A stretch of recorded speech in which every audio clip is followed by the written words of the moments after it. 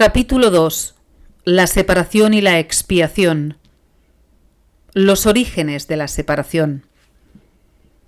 La capacidad de extenderse es un aspecto fundamental de Dios que Él le dio a su Hijo. En la creación, Dios se extendió a sí mismo a sus creaciones y les infundió la misma amorosa voluntad de crear que Él posee. No solo fuiste plenamente creado, sino que fuiste creado perfecto. No existe vacuidad en ti. Debido a la semejanza que guardas con tu Creador, eres creativo. Ningún hijo de Dios puede perder esa facultad, ya que es inherente a lo que Él es, pero puede usarla de forma inadecuada al proyectar. El uso inadecuado de la extensión, la proyección, tiene lugar cuando crees que existe en ti alguna carencia o vacuidad y que puedes suplirla con tus propias ideas en lugar de con la verdad. Este proceso comprende los siguientes pasos. Primero, crees que tu mente puede cambiar lo que Dios creó. Segundo, crees que lo que es perfecto puede volverse imperfecto o deficiente. Tercero, crees que puedes distorsionar las creaciones de Dios, incluido tú. Cuarto, crees que puedes ser tu propio creador y que estás a cargo de la dirección de tu propia creación. Estas distorsiones relacionadas entre sí son un fiel reflejo de lo que realmente ocurrió en la separación o desvío hacia el miedo. Nada de eso existía antes de la separación ni existe realmente ahora. Todo lo que Dios creó es semejante a Él. La extensión, tal como Dios la emprendió, es similar al resplandor interior que los hijos del Padre han heredado de Él. Su verdadera fuente se encuentra en su interior. Esto es tan cierto con respecto al Padre como al Hijo. En este sentido, la creación incluye tanto la creación del Hijo por Dios como las creaciones del Hijo una vez que su mente ha sanado. Esto requiere el libre albedrío con el que Dios lo dotó, ya que toda creación amorosa se otorga libremente en una línea continua, en la que todos los aspectos tienen el mismo rango. El jardín del Edén, la condición que existía antes de la separación, era un estado mental en el que no se necesitaba nada. Cuando Adán dio oídos a las mentiras de la serpiente, lo único que oyó fueron falsedades. Tú no tienes por qué continuar creyendo lo que no es verdad, a no ser que así lo elijas. Todo ello puede literalmente desaparecer en un abrir y cerrar de ojos, porque no es más que una percepción falsa. Lo que se ve en sueños parece ser muy real. Lo que es más, en la Biblia se menciona que sobre Adán se abatió un profundo sueño, mas no se hace referencia en ninguna parte a que haya despertado. El mundo no ha experimentado todavía ningún despertar o renacimiento completo. Un renacer así es imposible mientras sigas proyectando o creando falsamente. No obstante, la capacidad de extender tal como Dios te extendió su espíritu permanece todavía dentro de ti. En realidad, esta es tu única alternativa, pues se te dio el libre albedrío para que te deleitaras creando lo perfecto. Todo miedo se reduce en última instancia a la básica percepción errónea de que tienes la capacidad de usurpar el poder de Dios. Por supuesto, no puedes hacer eso ni jamás pudiste haberlo hecho.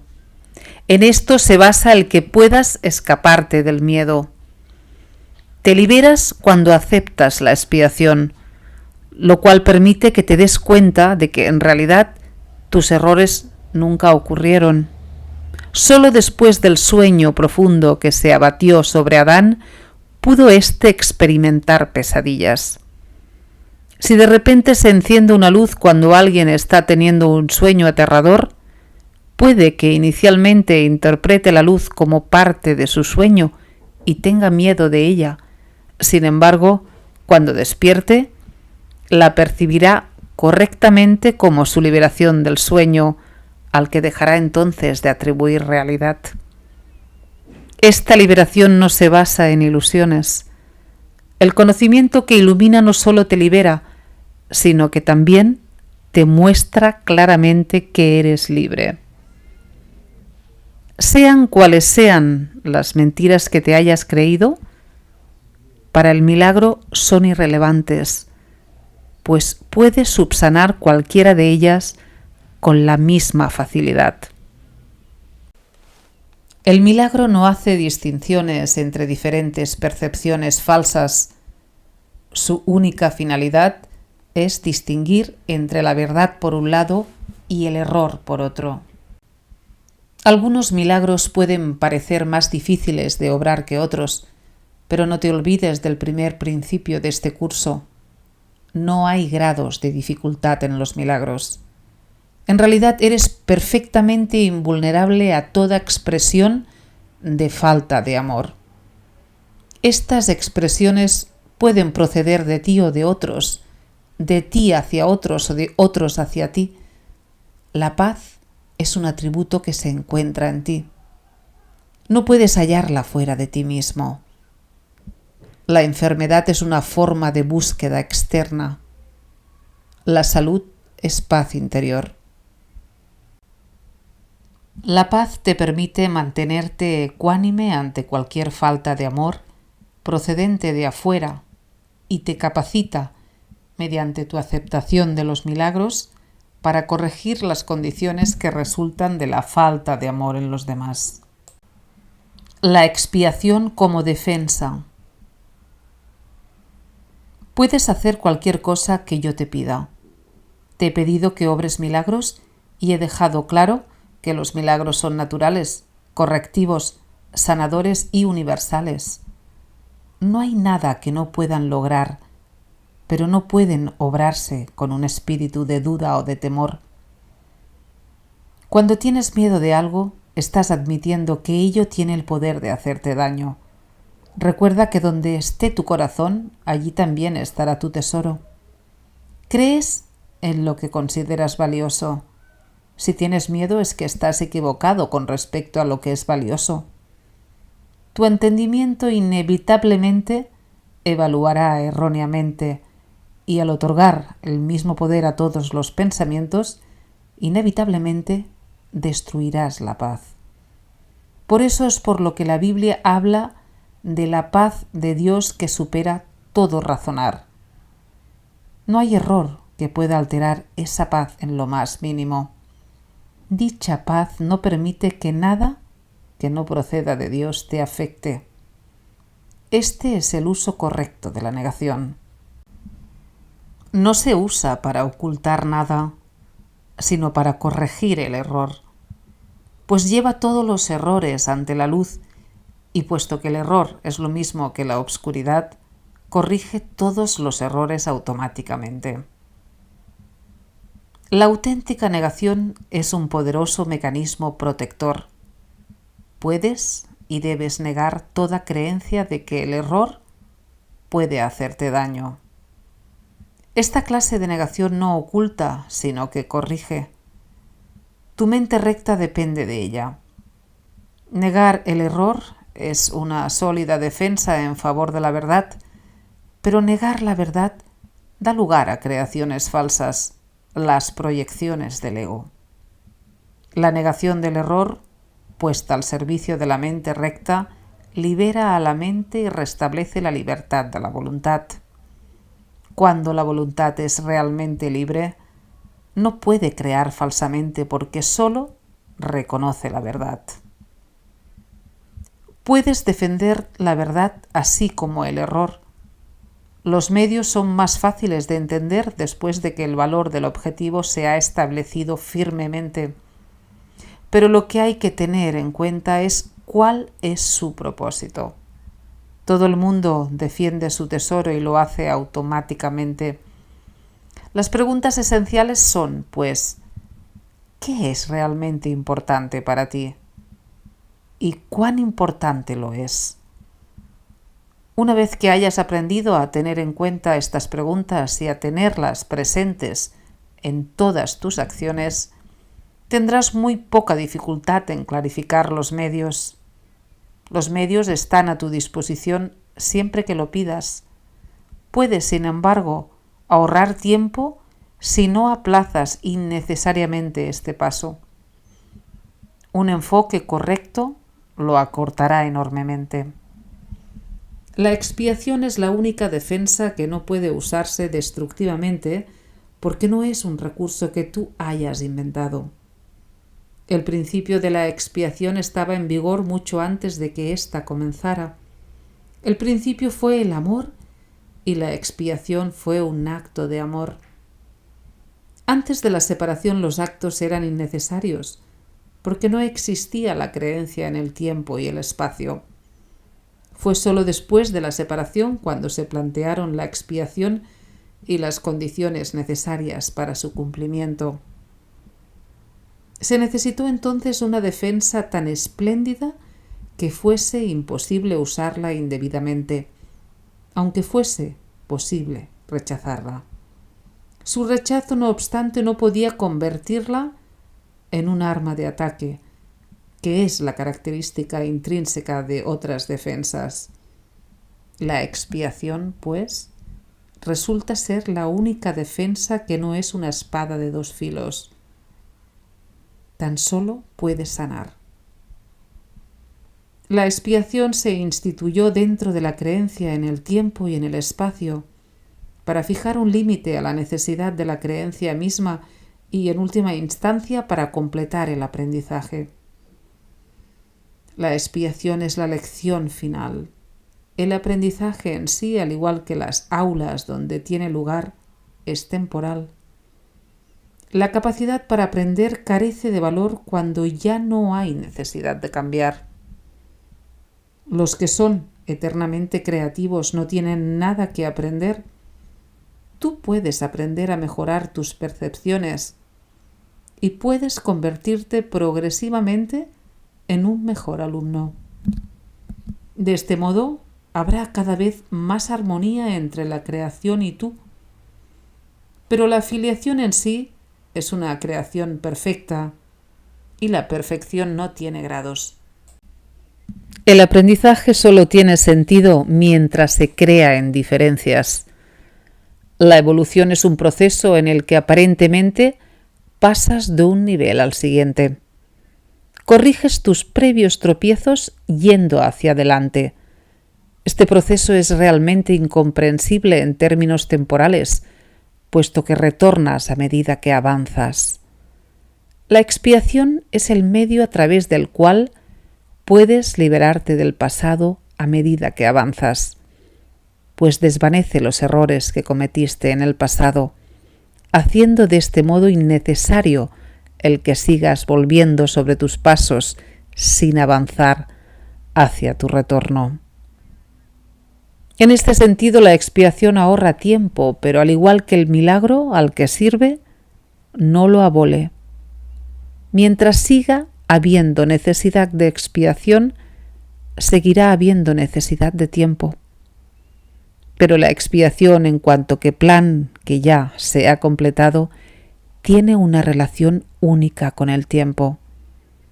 Hasta que la expiación no se complete, sus diversas fases evolucionarán en el tiempo, pero la expiación en su totalidad se encuentra al final del tiempo. En este punto, el puente de retorno ya se ha construido. La expiación es un compromiso total. Puede que aún asocies esto con perder, equivocación esta que todos los hijos de Dios separados cometen de una u otra forma.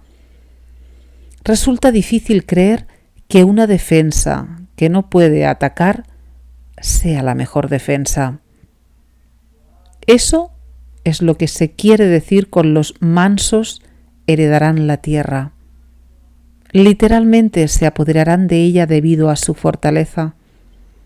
Una defensa de doble filo es intrínsecamente débil, precisamente porque tiene dos filos y puede volverse contra ti inesperadamente. Esta posibilidad no se puede controlar excepto con milagros. El milagro convierte la defensa de la expiación en tu verdadera protección. Y a medida que adquieres más y más seguridad, asumes tu talento natural de proteger a otros, reconociéndote simultáneamente como hermano y como hijo. El altar de Dios. Solo puedes aceptar la expiación dentro de ti, liberando la luz interior. Desde la separación, las defensas se han usado casi exclusivamente para defenderse contra la expiación y mantener así vigente la separación. Generalmente esto se manifiesta como una necesidad de proteger el cuerpo. Las múltiples fantasías corporales a las que las mentes se entregan proceden de la creencia distorsionada de que el cuerpo puede usarse como un medio para alcanzar la expiación. Percibir el cuerpo como un templo es únicamente el primer paso en el proceso de corregir esta distorsión, ya que solo la altera en parte. Dicha percepción del cuerpo ciertamente reconoce que la expiación en términos físicos es imposible. El siguiente paso, no obstante, es darse cuenta de que un templo no es en modo alguno una estructura. Su verdadera santidad reside en el altar interior en torno al cual se erige la estructura. Hacer hincapié en estructuras hermosas es señal de que se teme a la expiación y de que no se está dispuesto a llegar al altar en sí. La auténtica belleza del templo no puede verse con los ojos físicos. La visión espiritual, por otra parte, al ser una visión perfecta, no puede ver la estructura en absoluto. Puede, no obstante, ver el altar con perfecta claridad. Para que la eficacia de la expiación sea perfecta, a ésta le corresponde estar en el centro del altar interior, desde donde subsana la separación y restituye la plenitud de la mente. Antes de la separación la mente era invulnerable al miedo, ya que el miedo no existía. Esto supone el fin de la separación al poner dentro de ti la única defensa eficaz contra todo pensamiento de separación, haciendo de este modo que seas absolutamente invulnerable. El que todos acepten la expiación es solo cuestión de tiempo. Tal vez parezca que esto contradice su libre albedrío, dada la inevitabilidad de la decisión final, pero en realidad no es así. Puedes aplazar lo que tienes que hacer y eres capaz de enormes dilaciones, pero no puedes desvincularte completamente de tu Creador, quien fija los límites de tu capacidad para crear falsamente. Una voluntad aprisionada engendra una situación tal que, llevada al extremo, se hace completamente intolerable. La resistencia al dolor puede ser grande, pero no es ilimitada. A la larga, todo el mundo empieza a reconocer, por muy vagamente que sea, que tiene que haber un camino mejor. A medida que este reconocimiento se arraiga más, acaba por convertirse en un punto decisivo en la vida de cada persona. Esto finalmente vuelve a despertar la visión espiritual y al mismo tiempo mitiga el apego a la visión física. Eso te aleja hambriento, pues te niega el pan de cada día. Dios se siente solo sin sus hijos y sus hijos se sienten solos sin Él. Tienen que aprender a ver el mundo como un medio para poner fin a la separación. La expiación es la garantía de que finalmente lo lograrán. La curación como la liberación del miedo. Vamos a hacer ahora hincapié en la curación. El milagro es el medio, la expiación el principio y la curación el resultado. Hablar de una curación milagrosa es combinar impropiamente dos órdenes de realidad diferentes. Una curación no es un milagro. La expiación, el último milagro, es un remedio y cualquier clase de curación es su resultado. Es irrelevante a qué clase de error se aplique la expiación. Toda curación es esencialmente una liberación del miedo. Para poder llevarla a cabo, tú mismo debes estar libre de todo miedo. No entiendes lo que es la curación debido a tu propio miedo. Un paso importante en el plan de la expiación es deshacer el error en todos los niveles. La enfermedad o mentalidad no recta es el resultado de una confusión de niveles, pues siempre comporta la creencia de que lo que está mal en un nivel puede afectar adversamente a otro. Nos hemos referido a los milagros como un medio de corregir la confusión de niveles, ya que todos los errores tienen que corregirse en el mismo nivel en el que ocurrieron. Solo la mente puede errar. El cuerpo solo puede actuar equivocadamente cuando está respondiendo a un pensamiento falso. El cuerpo no puede crear, y la creencia de que puede, error básico, da lugar a todos los síntomas físicos. Las enfermedades físicas implican la creencia en la magia. La distorsión que dio lugar a la magia se basa en la creencia de que existe una capacidad creadora en la materia que la mente no puede controlar. Este error puede manifestarse de dos formas. Se puede creer que la mente puede crear falsamente en el cuerpo o que el cuerpo puede crear falsamente en la mente. Cuando se comprende que la mente, el único nivel de creación, no puede crear más allá de sí misma, ninguno de esos dos tipos de confusión tiene por qué producirse. Solo la mente puede crear, porque el espíritu ya fue creado, y el cuerpo es un recurso de aprendizaje al servicio de la mente. Los recursos de aprendizaje no son lecciones en sí mismos. Su propósito es simplemente facilitar el aprendizaje. Lo peor que puede ocurrir cuando se usan indebidamente es que no lo faciliten. De por sí, un recurso de aprendizaje no puede producir errores en el aprendizaje. El cuerpo, si se le entiende correctamente, comparte la invulnerabilidad de la expiación en lo que respecta a las defensas de doble filo. Ello es así, no porque sea un milagro, sino porque de por sí no da lugar a interpretaciones falsas. El cuerpo es sencillamente parte de tu experiencia en el mundo físico. Se puede exagerar el valor de sus capacidades y con frecuencia se hace. Sin embargo, es casi imposible negar su existencia en este mundo. Los que lo hacen se dedican a una forma de negación particularmente inútil. En este caso, el término inútil significa únicamente que no es necesario proteger a la mente negando lo no mental.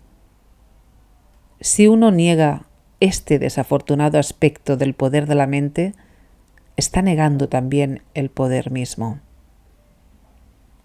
Todos los remedios materiales que aceptas como medicamento para los males corporales son reafirmaciones de principios mágicos. Este es el primer paso que nos conduce a la creencia de que el cuerpo es el causante de sus propias enfermedades. El segundo paso en falso es tratar de curarlo por medio de agentes no creativos. Esto no quiere decir, sin embargo, que el uso de tales agentes con propósitos correctivos sea malo. A veces la enfermedad tiene tan aprisionada la mente que temporalmente le impide a la persona tener acceso a la expiación. En este caso, tal vez sea prudente usar un enfoque conciliatorio entre el cuerpo y la mente, en el que a algo externo se le adjudica temporalmente la creencia de que puede curar. Esto se debe a que lo que menos puede ayudar al que no está en su mente recta o al enfermo es hacer algo que aumente su miedo. De por sí ya se encuentra en un estado debilitado debido a este.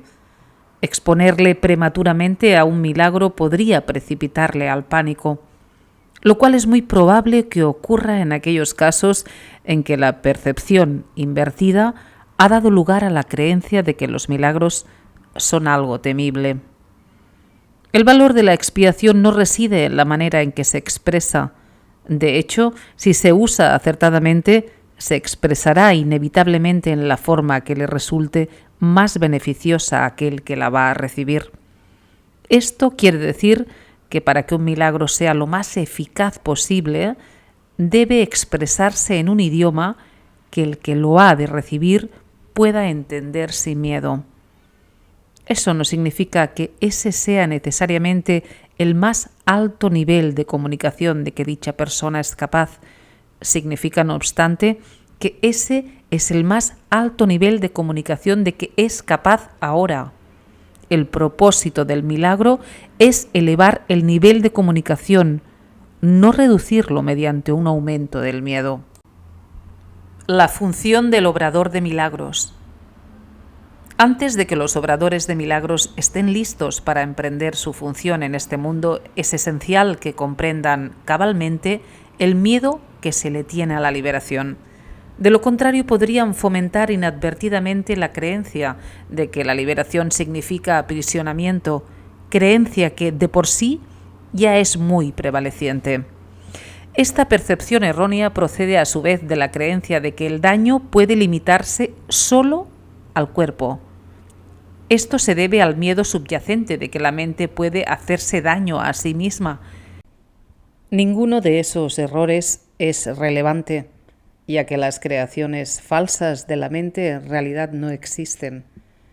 Este reconocimiento es un recurso protector mucho más eficaz que cualquier forma de confusión de niveles, porque introduce la corrección al nivel del error. Es esencial recordar que solo la mente puede crear y que la corrección solo puede tener lugar en el nivel del pensamiento. Para ampliar algo que se mencionó anteriormente, el espíritu ya es perfecto y por lo tanto no requiere corrección. El cuerpo no existe, excepto como un recurso de aprendizaje al servicio de la mente. Este recurso de aprendizaje de por sí no comete errores porque no puede crear. Es obvio, pues, que inducir a la mente a que renuncie a sus creaciones falsas es la única aplicación de la capacidad creadora que realmente tiene sentido. La magia es el uso insensato o mal creativo de la mente.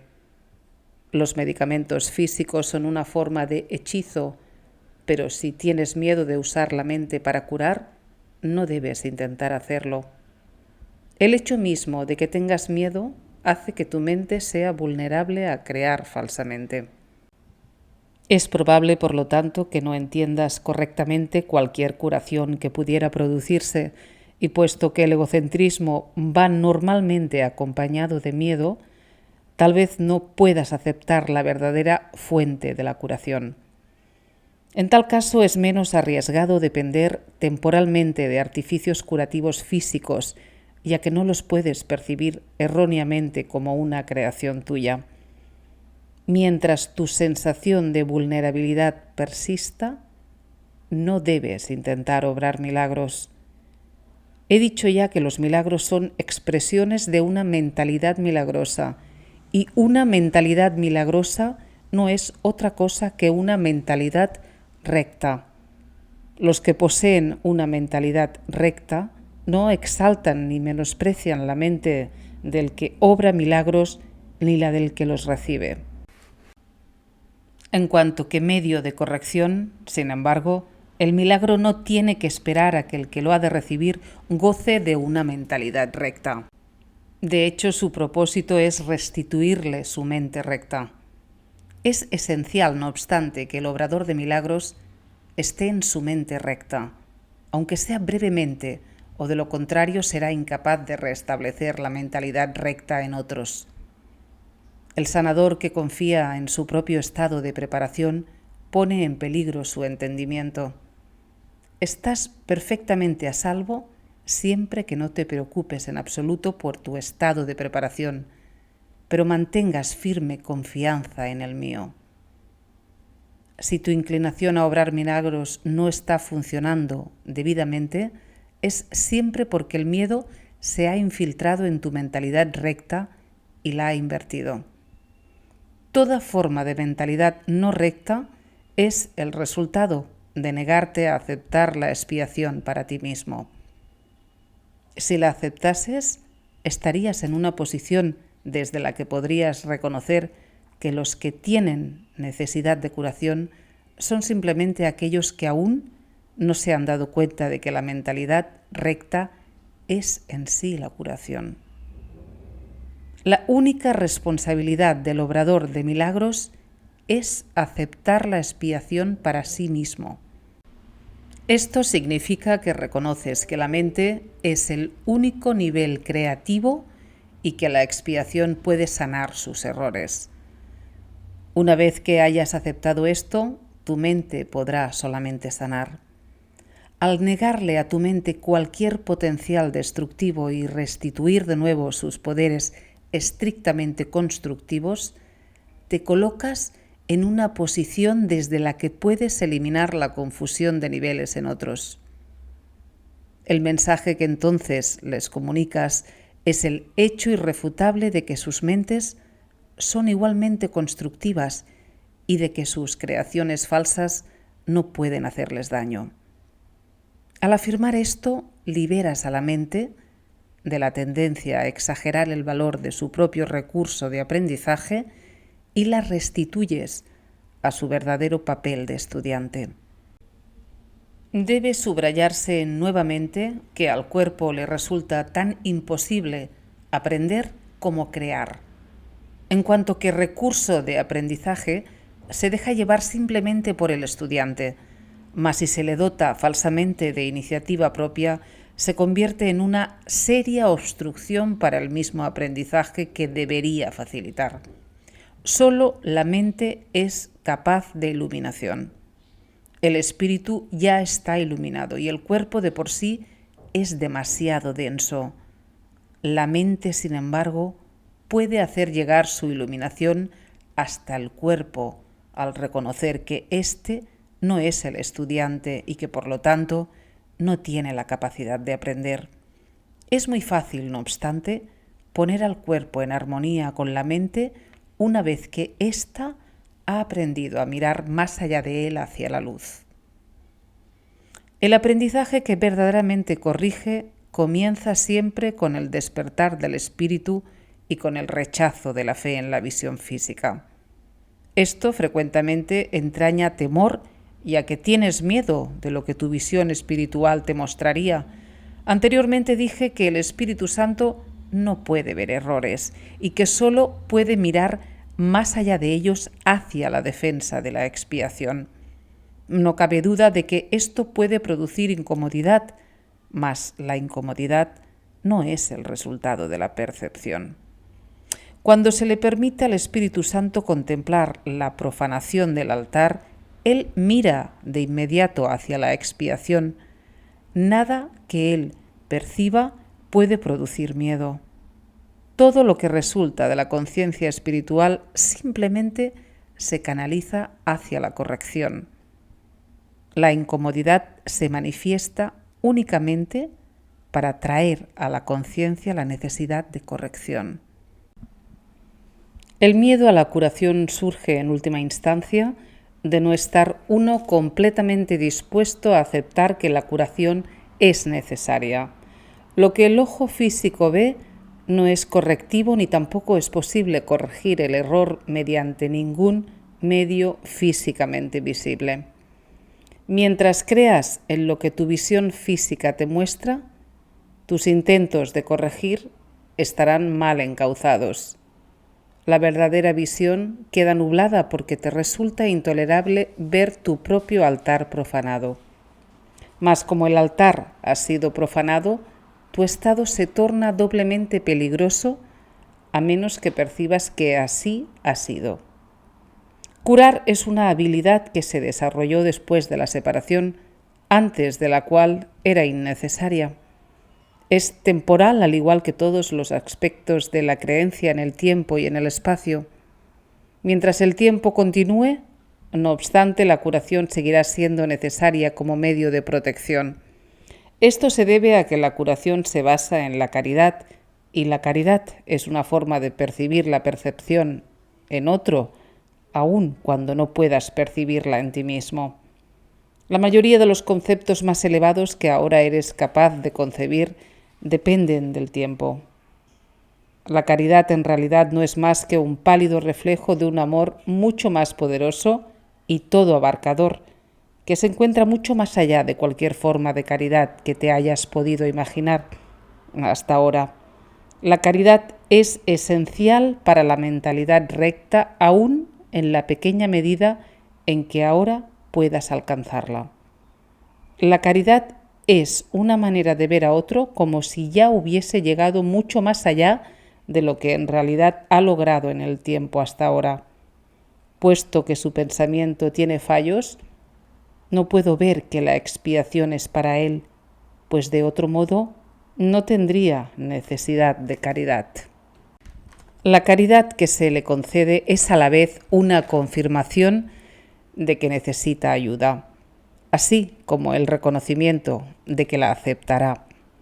Estas dos percepciones denotan claramente su dependencia del tiempo, haciendo patente el hecho de que la caridad opera todavía dentro de las limitaciones de este mundo.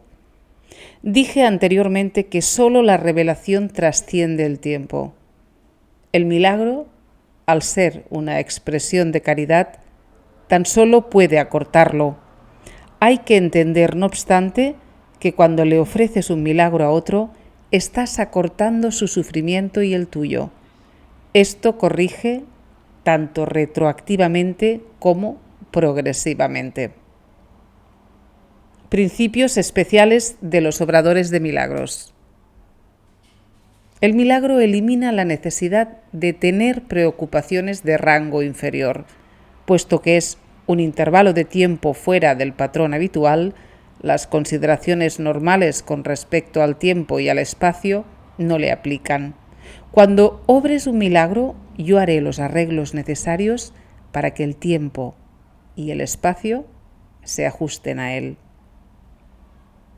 Es esencial hacer una clara distinción entre lo que se crea y lo que se fabrica. Toda forma de curación se basa en esa corrección fundamental de percepción de niveles. Nunca confundas la mentalidad recta con la mentalidad errada. Reaccionar ante cualquier clase de error de otra forma que no sea con un deseo de sanar es una expresión de esa confusión. El milagro es siempre la negación de ese error y la afirmación de la verdad. Solo la mentalidad recta puede corregir de forma que sus efectos sean reales. De hecho, lo que no produce efectos reales en realidad no existe. Sus efectos, por lo tanto, son nulos. Al no tener contenido sustancial, se presta a ser proyectado. El poder del milagro para ajustar niveles genera la percepción correcta que da lugar a la curación. Hasta que eso no ocurra, será imposible entender lo que es la curación.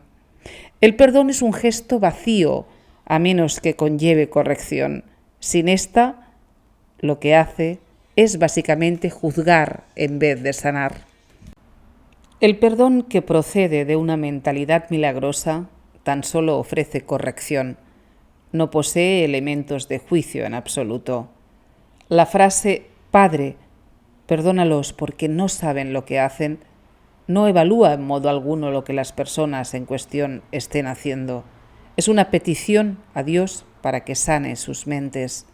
En ella no se hace referencia al resultado del error, pues eso es irrelevante.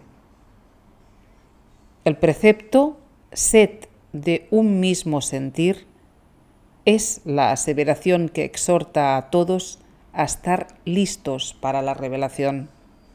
Mi ruego, haced esto en conmemoración mía, es una petición a los obradores de milagros para que colaboren conmigo.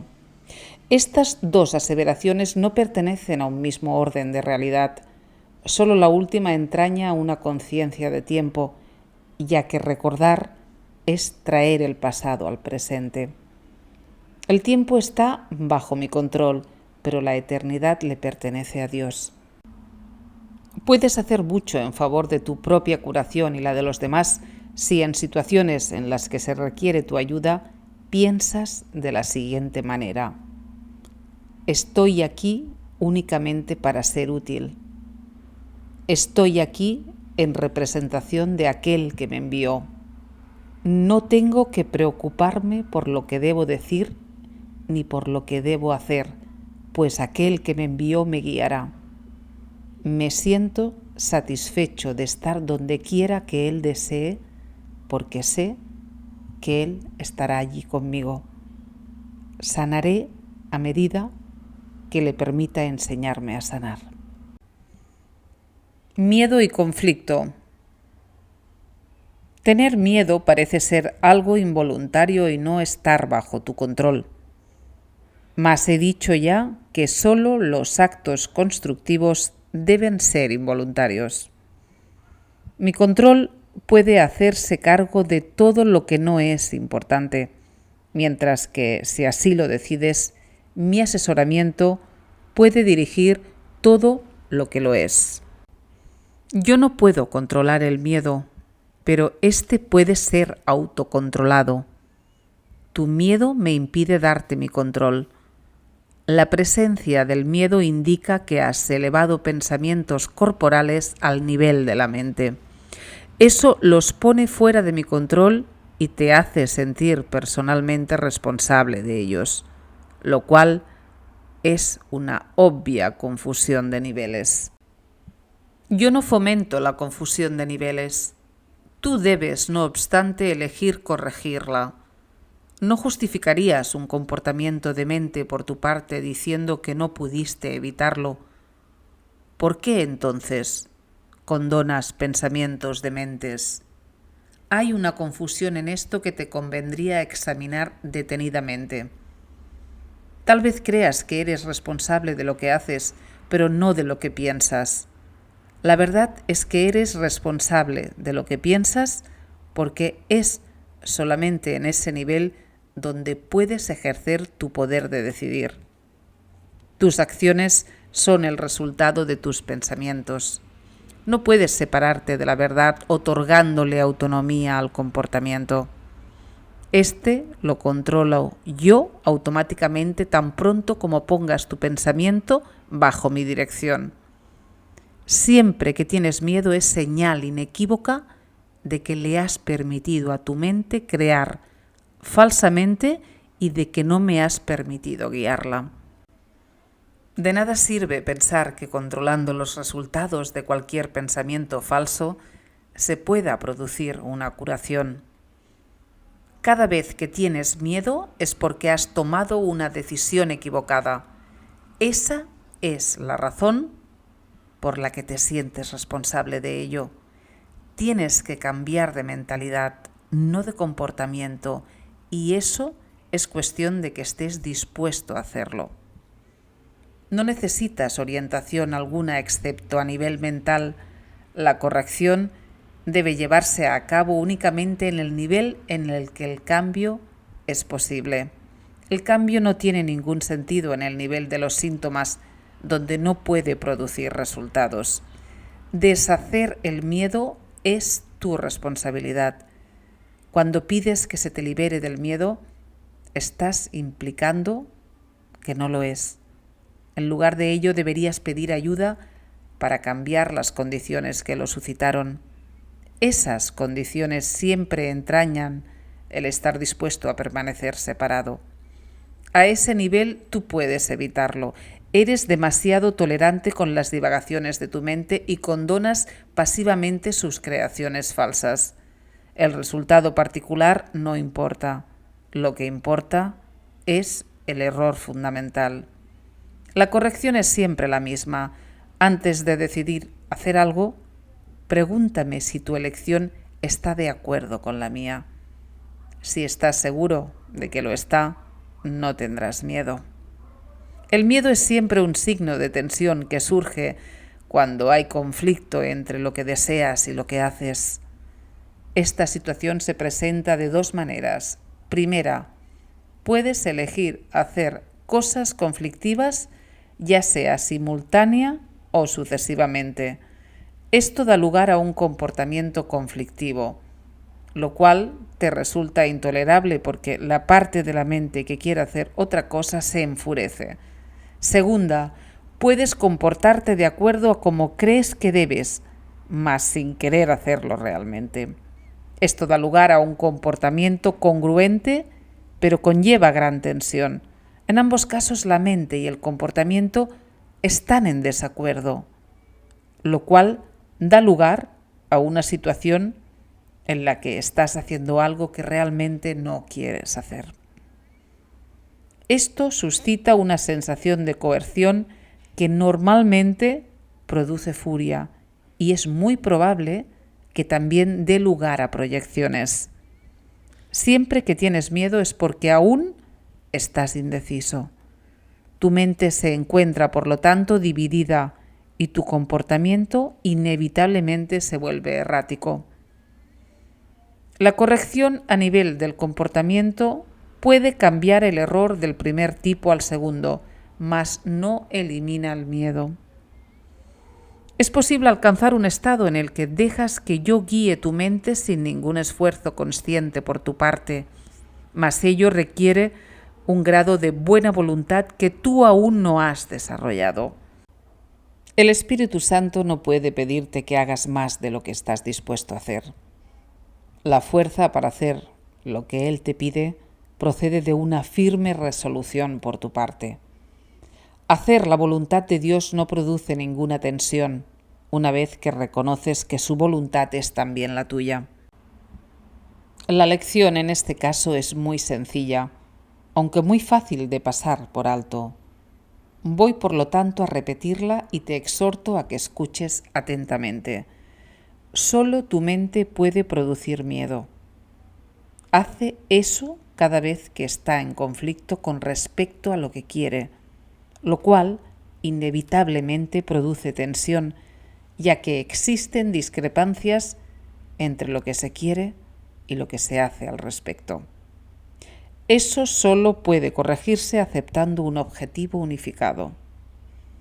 El primer paso correctivo para deshacer el error es darse cuenta, antes que nada, de que todo conflicto es siempre una expresión de miedo.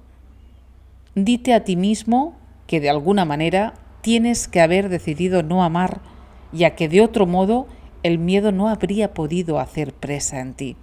A partir de ahí, todo el proceso correctivo se reduce a una serie de pasos pragmáticos dentro del proceso más amplio de aceptar que la expiación es el remedio.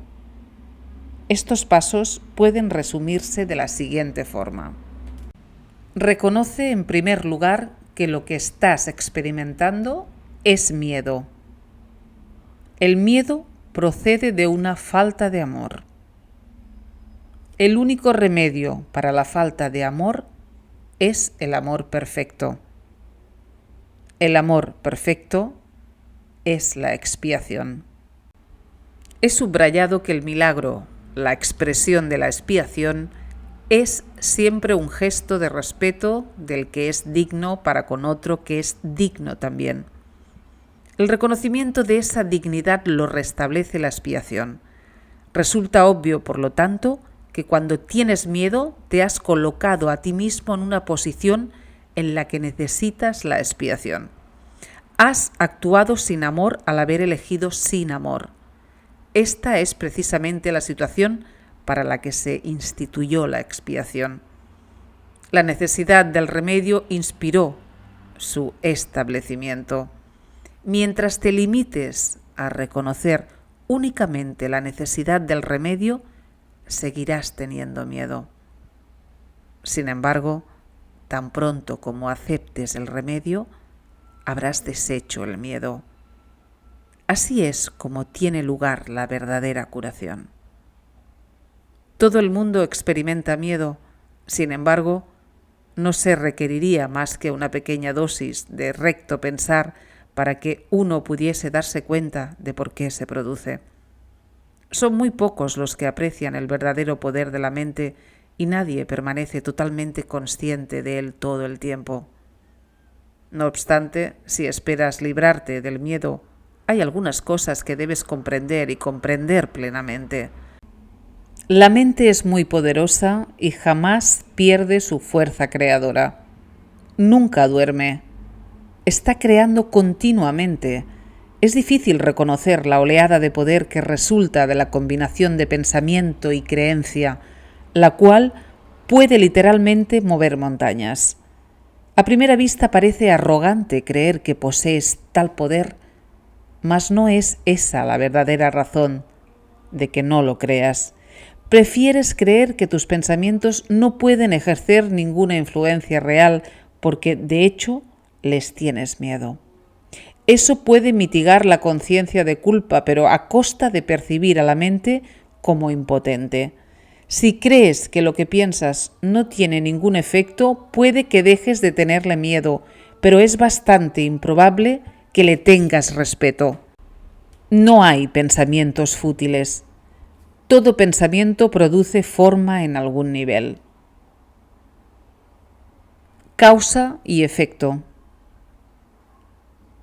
Puede que todavía te quejes de que tienes miedo, pero aún así sigues atemorizándote a ti mismo. He indicado ya que no puedes pedirme que te libere del miedo. Yo sé que no existe, pero tú no. Si me interpusiese entre tus pensamientos y sus resultados, estaría interfiriendo en la ley básica de causa y efecto, la ley más fundamental que existe. De nada te serviría el que yo menospreciase el poder de tu pensamiento. Ello se opondría directamente al propósito de este curso.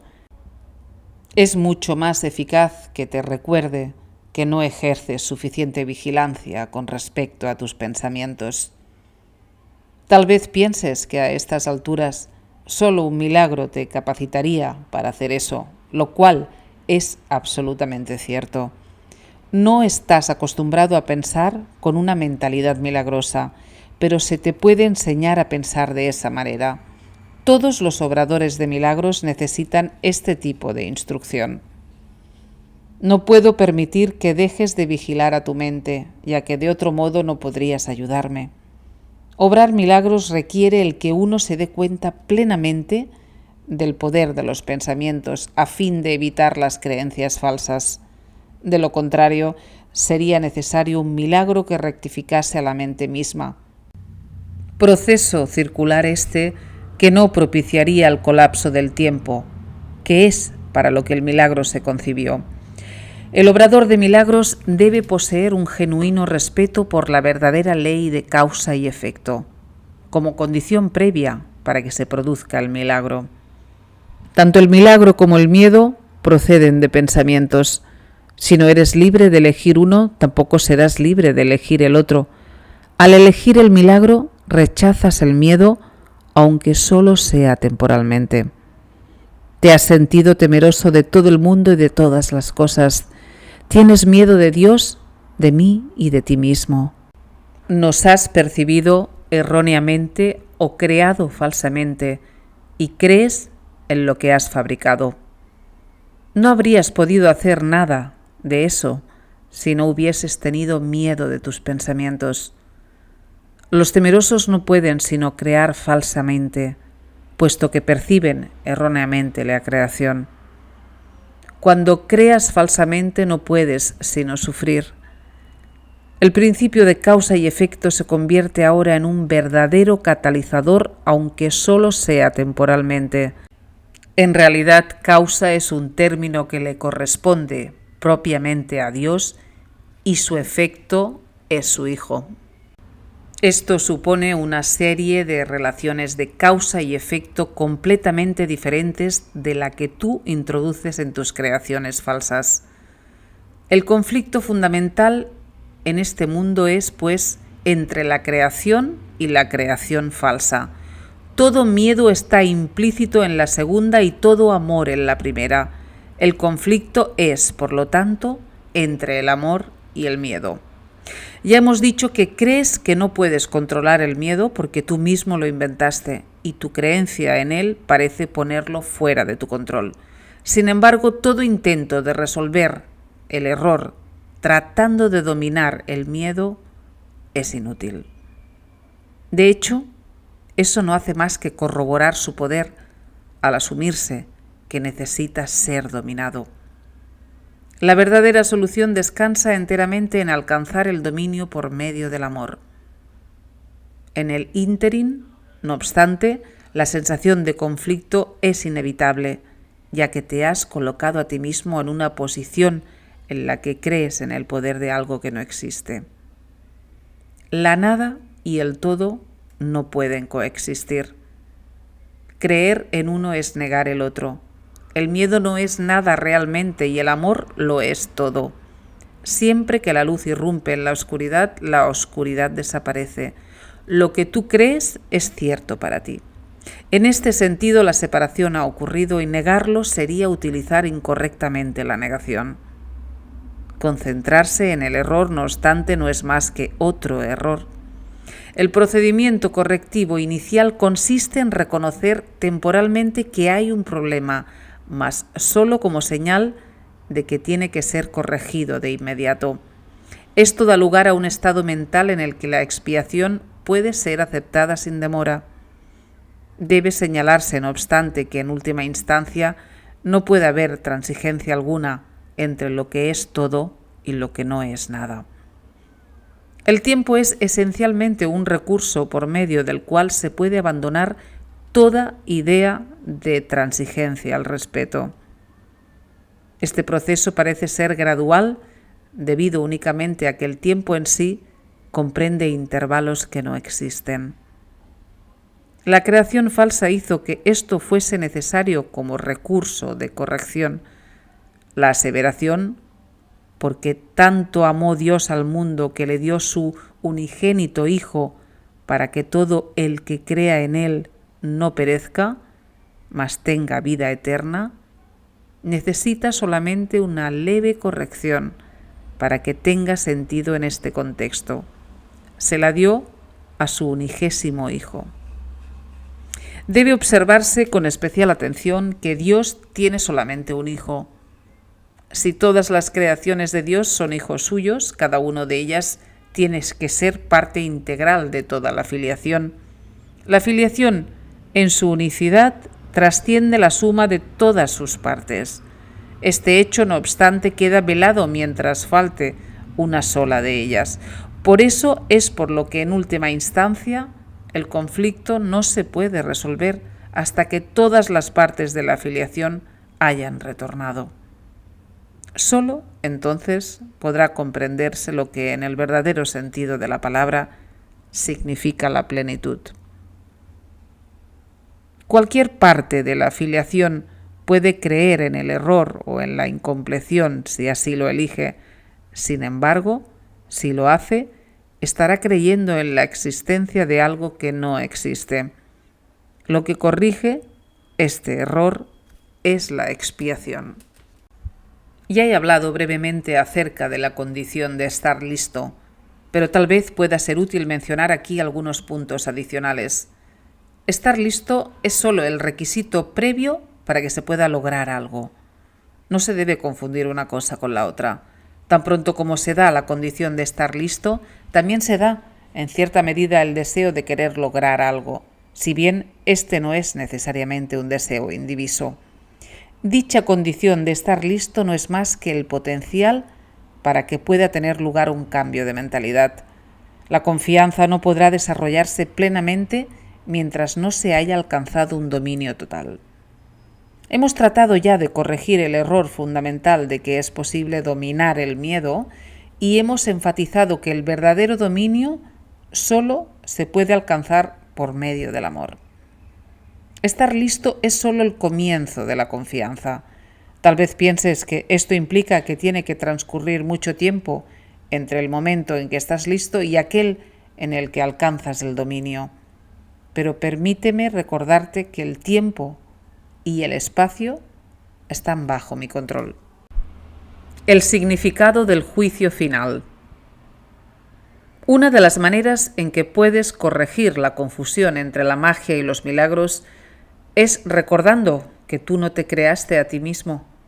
Tiendes a olvidarte de esto cuando te vuelves egocéntrico, lo cual te coloca en una posición en la que es prácticamente inevitable creer en la magia. La voluntad de crear te fue dada por tu creador, quien estaba expresando esa misma voluntad en su creación. Puesto que la capacidad de crear reside en la mente, todo lo que creas es necesariamente una cuestión de voluntad. De ello se desprende también que lo que haces por tu cuenta es real para ti, mas no lo es en la mente de Dios. Esta distinción básica conduce directamente al verdadero significado del juicio final. El juicio final es una de las ideas más atemorizantes de tu sistema de pensamiento. Eso se debe a que no entiendes lo que es. Juzgar no es un atributo de Dios. El juicio final se originó a raíz de la separación como uno de los muchos recursos de aprendizaje que se incluyeron en el plan general. Del mismo modo en que la separación abarcó un periodo de millones de años, así el juicio final se extenderá por un periodo igualmente largo o tal vez aún más largo. Su duración, no obstante, puede acortarse enormemente mediante los milagros, el recurso que acorta el tiempo, pero que no lo abole. Si un número suficiente de nosotros llega a alcanzar una mentalidad verdaderamente milagrosa, este proceso de acortar el tiempo puede llegar a ser virtualmente inconmensurable. Es esencial, no obstante, que te liberes a ti mismo del miedo cuanto antes, pues tienes que escapar del conflicto si es que has de llevar paz a otras mentes. Por lo general, se considera el juicio final como un proceso que Dios emprendió, pero en realidad son mis hermanos quienes lo emprenderán con mi ayuda. El juicio final es la última curación en vez de un reparto de castigos, por mucho que pienses que los castigos son merecidos. El castigo es un concepto completamente opuesto a la mentalidad recta, y el objetivo del juicio final es restituirte tu mentalidad recta. Se podría decir que el juicio final es un proceso de correcta evaluación. Significa simplemente que todos llegarán por fin a entender qué es lo que tiene valor y qué es lo que no lo tiene. Después de que esto ocurra, la capacidad para elegir podrá ser dirigida racionalmente. Pero hasta que no se haga esa distinción, las oscilaciones entre la voluntad libre y la aprisionada no podrán sino continuar. El primer paso hacia la libertad comprende separar lo falso de lo verdadero. Este es un proceso de separación en el sentido constructivo de la palabra y refleja el verdadero significado del Apocalipsis. Al final, cada cual contemplará sus propias creaciones y elegirá conservar solo lo bueno, tal como Dios mismo contempló lo que había creado y vio que era bueno. A partir de ahí, la mente podrá comenzar a contemplar sus propias creaciones con amor por razón del mérito que tienen. Al mismo tiempo repudiará inevitablemente sus creaciones falsas, que en ausencia de la creencia que los originó, dejarán de existir. El término juicio final asusta, no solo porque ha sido proyectado sobre Dios, sino también por la asociación de la palabra final con la muerte. Este es un ejemplo sobresaliente de la percepción invertida.